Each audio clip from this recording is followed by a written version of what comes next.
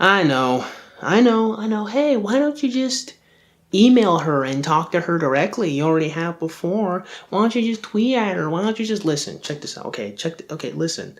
Okay, like Kidology's email, it's swamped. Like she doesn't answer. All right, it's not. She's not mean about it. It's just there's always lots of people emailing her, and she's like one person. Like she doesn't have an assistant or anything like that. So it's like, what am I supposed to do? Like this is all I got. That's all I got. And then maybe she'll email me back. I don't know. This is the best I got. Listen, if you guys want me to have like buying power, like in the YouTube space, you know what you guys gotta do? Click the like button. Click the subscribe button. Get my numbers up, Share these videos. If I get more attention, more views, more buying power, more people will be like, yo, that's Zers. That's BASSFZz.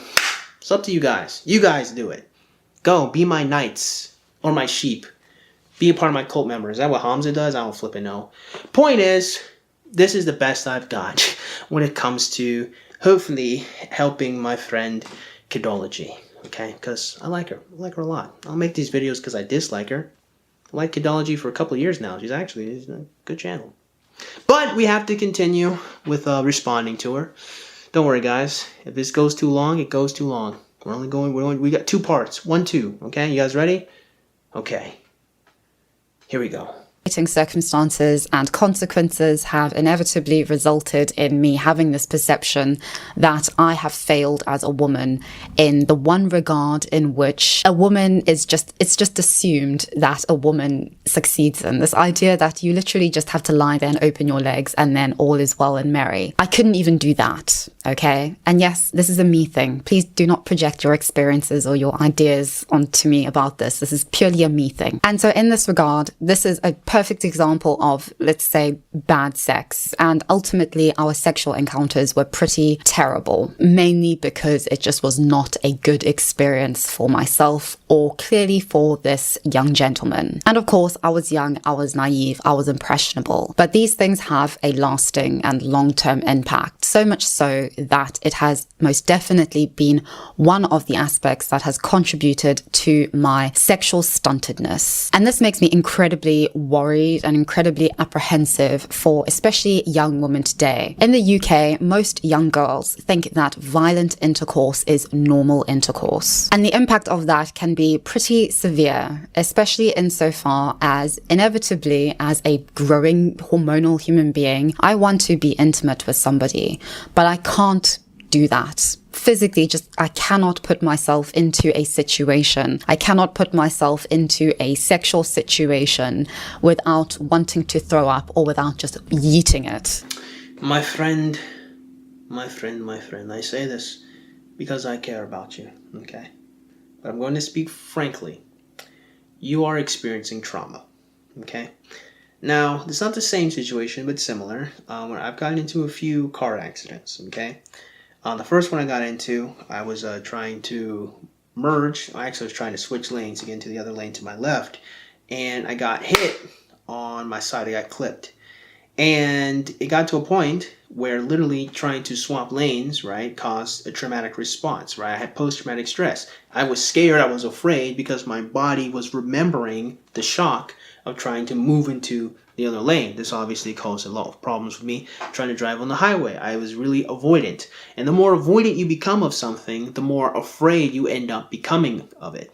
So when it comes to dealing with your trauma, I don't know the correct or the best way to deal with this, so take this with a bloody grain of salt, okay? But what I am clearly aware of is that you are experiencing trauma. And the way I was able to avoid or get over my trauma was to actually face the fear head on. I had to learn how to switch lanes in a controlled or a more controlled environment with less traffic. And after constantly doing it over and over and over again, I was able to overcome the fear response.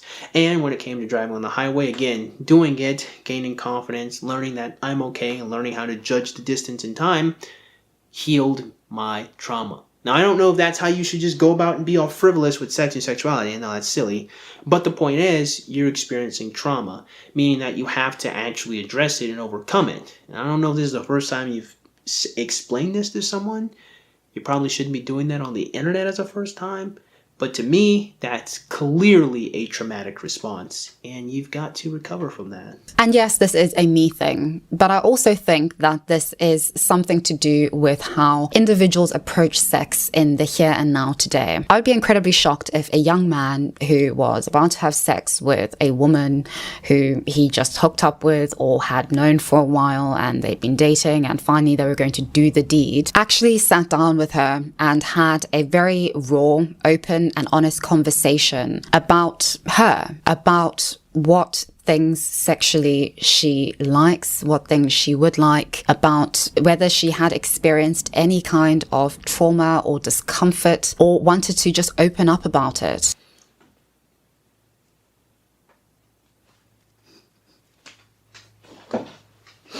Look, I know. Look, I have self-awareness, viewer. I know. I know, but I have to do it. I know what I have to do, but I don't know if the strength to do it. It's gonna make me look like a pick-me-ass bitch. I'm so sorry. I'm so sorry. I'm so sorry. I've done that before.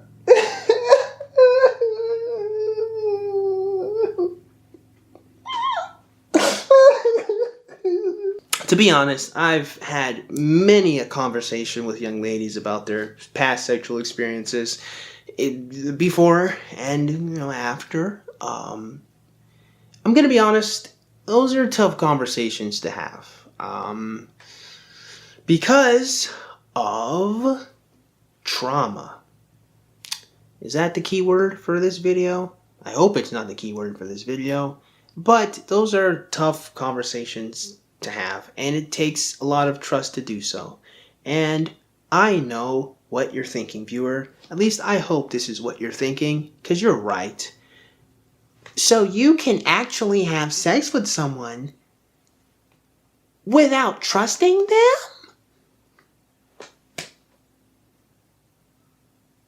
Yeah, a lot of people do. And it's not wise. Without it being about him wanting to compare himself to her other sexual conquests, without him feeling insecure about her sexual history. You should not ever, okay? And I know might be very difficult, but it's just, something you should work on. You shouldn't ever denigrate people feeling insecure, okay? Because that is a valid, I say hesitantly, experience for them. Like, every person does have a right to feel insecure. They're unsure of something. They're unsure of what's going on. The important thing is to not remain insecure, but it is really difficult to have those conversations from both sides. I know, I've been on one side. I've never been on the other side. I'm an open book. I just tell women, you know what I'm saying? I just tell them how it is. I tell them how it be. You know what I'm saying? You probably don't know what I'm saying. Without judgment or ridicule, without him projecting onto her what he finds attractive or masculine or sexually appealing in other men. Listen, again, I have been that person before. Listen without judgment, only with care and love and consideration. And it's tough because the other person is, well, a person. And they may not trust you fully 120% of the way, and they're also probably going to be thinking that, like, you're going to be feeling a particular way about it too. And sometimes, even as that other person, you just can't even, like, control how you feel. Like, for example, if you're asking a girl, like, is my member, satisfactory? And, she's going to be all like, yeah, but it's really not, and so it's like, it's a lack of trust, really, from lots of different sides. And I get it, because you're right. Should you be having sex with someone you don't trust? No, you shouldn't. You shouldn't. I guess if anything, that's kind of the telltale sign of whether you should be doing it with them, but people don't care, unfortunately. And if anything, we should be trying to teach people that they should care, and that relationships are more complex and sometimes require a little bit more of you than you might have otherwise expected at first. I think this is ultimately the core issue with incels, with your stereotypical incel, in which they project an image of what they perceive to be attractive or desirable in other men, according to the perspective of them as men, onto women. You know, the stereotype that a big phallus is a desirable phallus, or the idea that big muscles and being a Chad are things that women find desirable. That's not fair. What incels are doing is recognizing reality, and I'm not entirely sure why so many people want to rage against the machine of accepting this reality. This reality is, young ladies are shallow too. So many people want to gaslight incels into thinking that they're not seeing reality for what it is. Here's the thing. This is the one thing incels get wrong, and that is the fact that Chad rules all. It's not technically Chad rules all, it's attraction rules all, which I'm sure very many incels could probably come together to understand in the first place. In other words, once you pass the litmus test, once you are accepted sexually by the woman, that's it. That's it. You don't need game after that point. I know. I don't use game. I don't use texting nonsense. I don't do date and all that. I don't do any of that. I don't do expensive stuff. Once I know the woman's attracted to me, boom, that's it. I just be myself. I just talk to them. There it is. That's all you got to do. That's what incels are saying. It's like, you don't need all this hoopla and all this nonsense once you're attractive. And all they're doing is recognizing what women are attracted to. What do women select for? What are their actions showing? That's all they've done. They're not projecting what's attractive from their male point of view. They're explaining what's attractive for women based on their behaviors and based on their experiences. So it's not fair to say that they're just coming up with this stuff. They're just projecting. They're not. They're just recognizing reality. As if actual positive and good intimacy only involves those traits and those things. As if it isn't ultimately about communication and being vulnerable, being able to be vulnerable with somebody who sees, admires, cares for you in and of who you are. At this point, we kind of have to be fair to incels, because if their major hangup is the fact that they can't even enter a relationship from start to finish, why would they project all of the other elements of a relationship from that first mover in the first place? If they think that they're too ugly to even, ignite a relationship, why would they think about all the other aspects and elements of prolonging the relationship? Honestly, they should, but I can't blame them for not doing it. I think, perhaps due to adult content, but what do I know, that there's a real underappreciation among modern men that for many women, bad sex can be incredibly scarring and shocking. That doesn't mean that I don't want sex or am voluntarily choosing not to. My friend, you must name the demon if you wish to slay it. It's trauma. Just say it's trauma. I don't mean to say that flippantly, but you have to be clear. Like, what you're describing is you're in a post-traumatic state. It'd be more accurate to say that. I have not chosen to be this way. Bad sex, non-consensual sex, and a dismal lack of raw, personal, and empathetic communication between men and women, between me and whoever, has contributed to this involuntary stuntedness for me, and I'm sure for many. I think incels, for their own personal and particular reasons, can relate to this. It's easier to blame woman, society, and the hypergamy for this than to confront the issues within yourself and admit it to yourself. It's hard. But present that statement. For one, most of the time when I interacted with incels, they are of several different minds, and one of which that I try to alleviate a lot of the time is their self-loathing. Incels hate themselves more than they hate society, and it's really not fair to always project that they hate society and women and everything else. There's always a core of self-loathing within these men. Like, they really don't like themselves. And that's one of the reasons why I spend a lot of time on my channel speaking very positively about men, because I want young men to reclaim that joy, that passion, that just comfort, and just being what you are. You know, I'm a Christian. I believe God made man, right? And when God made man, he said it was good. You're a good thing. And I think that you're kind of missing what is really driving these people to rage against the machine of society and women if you completely misunderstand that a lot of them, really more than anything else, don't like themselves before a first mover of them lashing against other people. A lot of the time when people are lashing against other individuals, the reality is the real person that they're upset with is them. And more than that, most of the advice ever given to young men is always about taking responsibility. It's always about changing. It's always about adaptation, becoming what women desire. It is not fair to suggest that incels do not take a critical look at themselves. They do. Wheat Waffles tells guys to pay him $5 to rate their friggin' face. That's goofy. And there are so many different dating courses that I can literally name off the top of my friggin' head, teaching men all the skills they need to do. Men, before as a first mover, always look at themselves as the problem before they project it outward.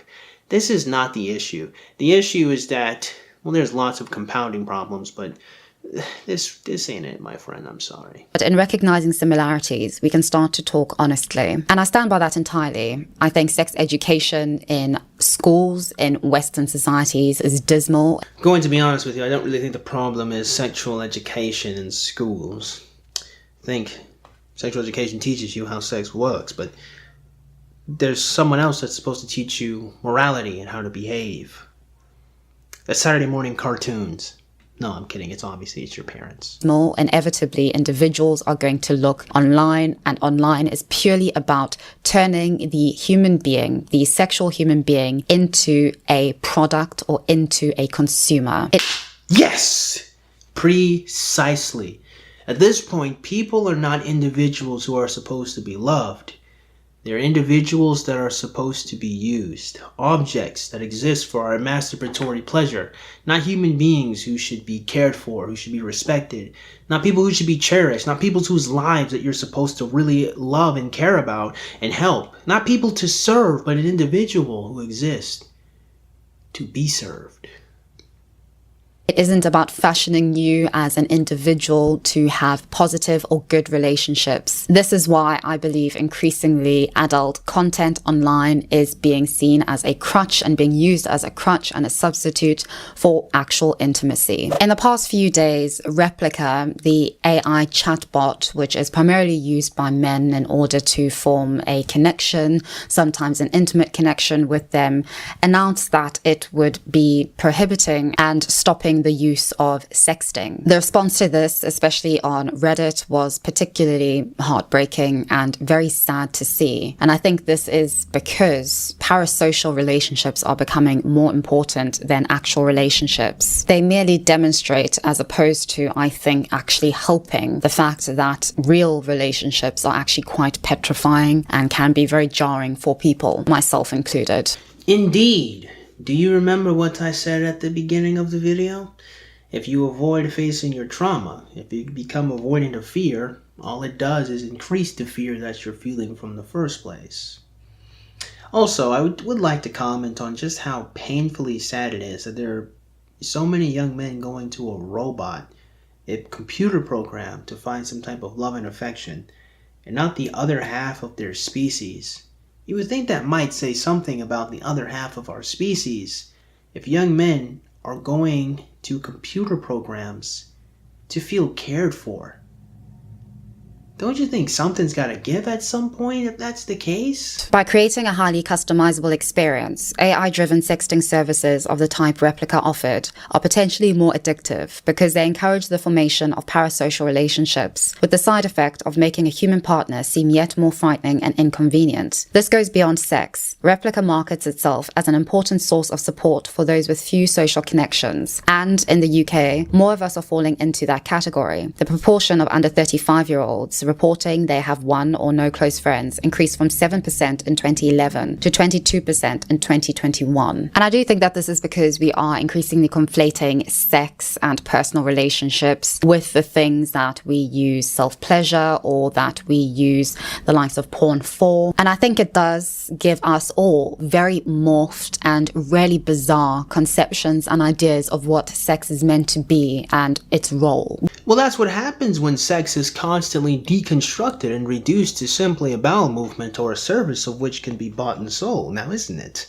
You can't really simultaneously have an environment of which you allow sex to, again, be a service of which to be sold, or you fight to defend and protect the idea of sex as a service, something similar as which to a plumber fixing your pipes, and then be surprised when people are so disconnected and have such a fundamental misunderstanding of it. Now, to be fair, this is not a comment towards Kidology, not at all. More just the broader culture of the world, of commodifying sex and sexual lust and sexual activity to this degree.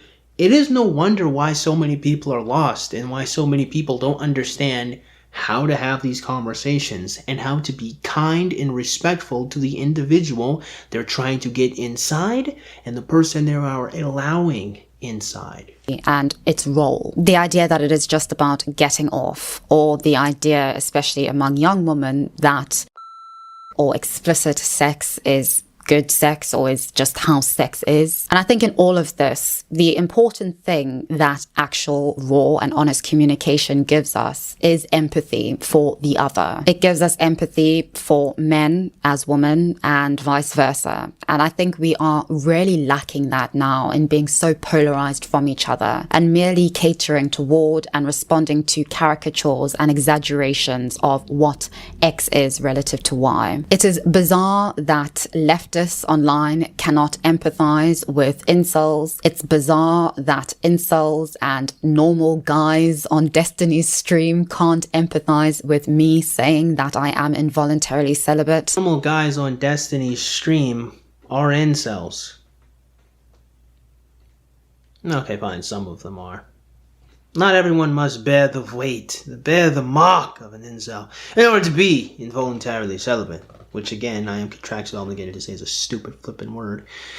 But the problem is, again, so many people have a lot of traumatic experiences and a lot of problems with the opposite sex that honestly is not being addressed directly and worked through in a very healthy, reasonable manner. When, I am, it's just from an entirely different perspective and one that inevitably is not your experience or that of your gender or sex. My dear, you are traumatized. It's not the same thing as being involuntarily celibate.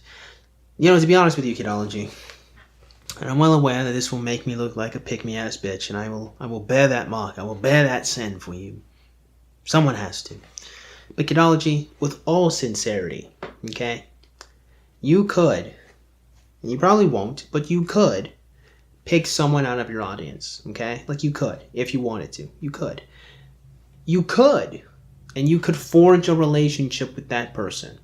And you could talk to him. And you could probably encourage him to change a little bit, depending on what it is. Hopefully it's not like core values, but maybe he might have some strange proclivities, some strange things that he does.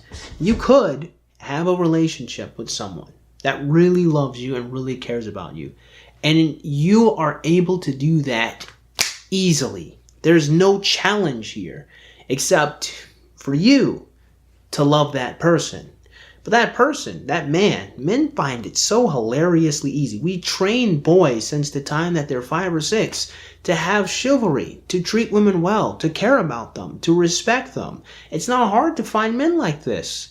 Only problem is they're kind of ugly. Well, how about that? How about that? In conclusion, okay? Listen. There are so many problems with the relationship between young men and young women that honestly can be solved with therapy. Sorry I keep saying this, but I'm not being facetious when I say that the major issues here is trauma. It's not involuntary and all that. It's trauma. Even if you look into the comment section of her video, you can find so many people talking about their negative experiences that's invoking a lot of fear and paranoia in them. It makes them not even want to try anymore because they're not addressing the terror and the fear that's in their own hearts and in their own minds. Same thing with Kidology here. What Kidology is explaining rather clearly is that she has trauma. And without addressing that trauma, without coming to terms with it and dealing with it in an effective manner, which I do not know know entirely. I don't have that information. I don't know how to do that for her. But she has to face that battle. That she has to get over the hurdle of feeling this trauma. Because otherwise, it's going to be a block on her relationships when she can clearly get a relationship. So many people keep telling her, and of course they keep telling her. Of course. I mean, I went on a little speed date with her. There was other people went on a speed date with her. There are so many people that want to talk to Kidology. Her inbox is full. It's ridiculous, okay? It's actually ridiculous. The first video response I did to her, we were talking about her Bumble experiment. There's so many people, and that's the thing. The only thing stopping her is her. And what's stopping her is her trauma. And what is so bothersome about the dating pool and the dating market is there are so many damaged people running around with so much frustration and anger at the opposite sex that is not being addressed that we're causing this deadlock. So I guess, in a more direct sense, I'll have to talk about that subject matter by itself now, don't I? So that being said, I believe you guys got something out of today's video, and if you did, go ahead and click the like button. Yeah, shoot. Go and click the subscribe button. Comment in the comment box below, and as always, you guys have yourselves a great day. I'll see you cool cats soon. Adios.